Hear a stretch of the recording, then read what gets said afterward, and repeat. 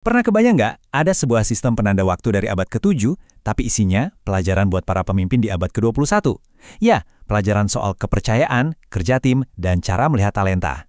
Nah, dalam penjelajahan kali ini, kita akan mengupas pelajaran kepemimpinan luar biasa yang tersembunyi di balik sistem azan subuh yang pertama.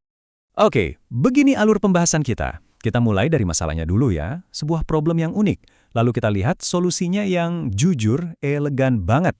Setelah itu, kita kenalan sama dua tokoh kuncinya, dan terakhir, kita ambil intisari pelajarannya, 3 prinsip kepemimpinan yang relevan banget sampai sekarang.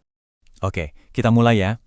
Coba bayangkan kita kembali ke abad ke-7, tepatnya di kota Madinah.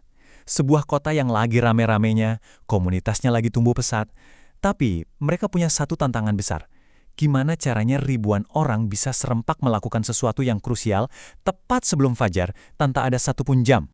Nah, ini dia masalahnya. Apalagi pas bulan Ramadan kan, momen sahur dan mulainya puasa itu harus pas, harus serempak buat semua orang. Nggak boleh ada yang salah. Pertanyaannya lagi, tanpa jam, gimana coba caranya? Jawabannya, ternyata bukan teknologi canggih, bukan penemuan baru, tapi sebuah sistem yang menurut saya jenius. Sistem yang bertumbuh pada manusia. Sistem ini dirancang dengan 2 peran yang kelihatannya beda, tapi justru saling melengkapi dengan sempurna. Yuk kita bedah gimana sistem ini bekerja. Oke, jadi ini dia kerangka sistemnya. Super cerdas. Ada 2 muazin dengan 2 tugas yang berbeda. Yang pertama, Bilal bin Rabah. Tugasnya adalah membangunkan. Azannya dikumandangkan sebelum fajar betul-betul tiba. Tujuannya buat bangunin orang, siap-siap sholat, siap-siap sahur. Terus yang kedua, Abdullah ibnu Maktum. Perannya adalah konfirmasi. Azannya itu pas tepat di waktu fajar. Inilah sinyal resminya puasa dimulai. Jadi poin kuncinya di sini adalah, ini bukan 2 azan yang tumpang tindih atau bersaing ya, sama sekali bukan. Ini adalah satu sistem yang terdiri dari 2 bagian. 2 bagian yang saling melengkapi untuk menciptakan akurasi. Anggap aja gini, azan Bilal itu kayak alarm pengingat. Hei, waktunya sudah dekat. Sementara azan Abdullah itu tombol mulainya, sinyal final yang bilang, oke, waktu puasa telah dimulai. Sekarang, mari kita kenalan lebih dalam dengan orang pertama di sistem ini. Bilal bin Rabah.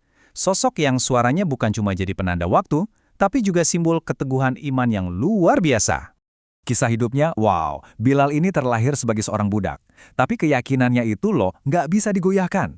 Bahkan di bawah siksaan yang paling brutal, yang keluar dari mulutnya cuma teriakan yang menantang. Ahad, Ahad, yang artinya yang Maha Esa.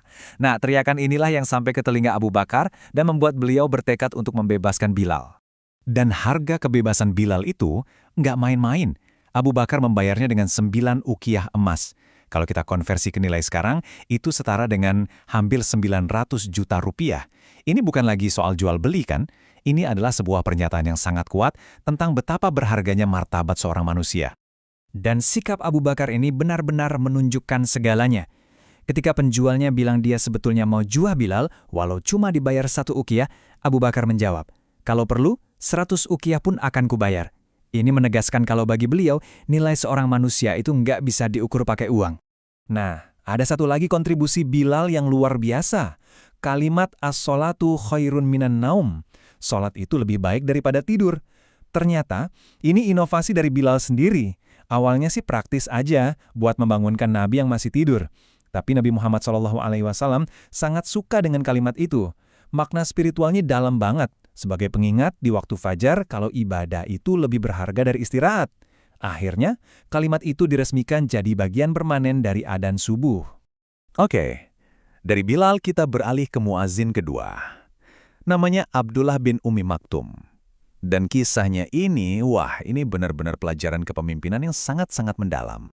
Fakta kuncinya, Abdullah adalah seorang tunanetra.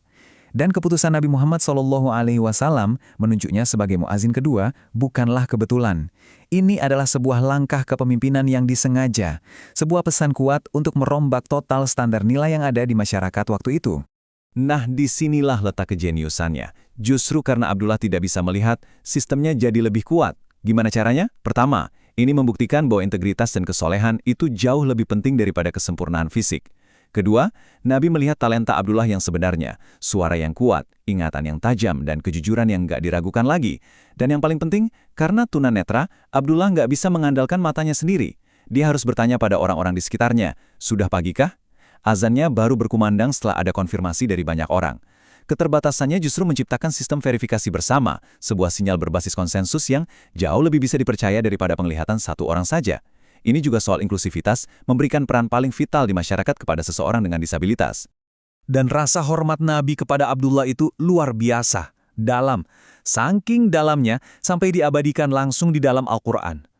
Ada sebuah peristiwa di mana Nabi ditegur oleh Tuhan karena sempat mengabaikan Abdullah. Setelah itu, setiap kali bertemu Abdullah, Nabi selalu menyapanya dengan hormat. "Selamat datang, wahai orang yang karenanya Tuhanku menegurku."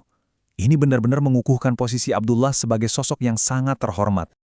Oke, ceritanya kan dari 1400 tahun yang lalu, tapi pertanyaannya, apa yang bisa dipelajari oleh seorang manajer atau bahkan seorang eksekutif zaman sekarang dari kolaborasi Bilal dan Abdullah ini? Ada 3 pelajaran utama yang bisa kita tarik. Pertama, petakan talenta di tim Anda lebih dari sekedar yang kelihatan di permukaan. Cari kekuatan inti seperti integritas dan keandalan. Kedua, rancang sistem yang berbasis kepercayaan. Bukan cuma mengandalkan pengawasan satu orang, tapi bangun proses yang butuh verifikasi dan tanggung jawab bersama. Dan yang ketiga, berdayakan peran-peran yang saling melengkapi. Satukan orang dengan keahlian berbeda, misalnya ada katalisator dan ada validator untuk mencapai satu tujuan yang sama dengan presisi. Pada akhirnya, apa yang ditunjukkan oleh duet Bilal dan Abdullah ini? Mereka membuktikan kalau tim yang paling kuat itu bukan tim yang isinya orang-orang yang seragam. Justru sebaliknya, kekuatan sejati sebuah tim itu terletak pada keragaman kemampuannya yang disatukan oleh nilai-nilai dan tujuan yang sama. Dan ini mungkin jadi bahan renungan buat kita semua. Coba deh pikirkan, siapa anggota tim Anda yang kelihatannya punya keterbatasan, tapi jangan-jangan justru disitulah letak kekuatan tersembunyi terbesar bagi organisasi Anda.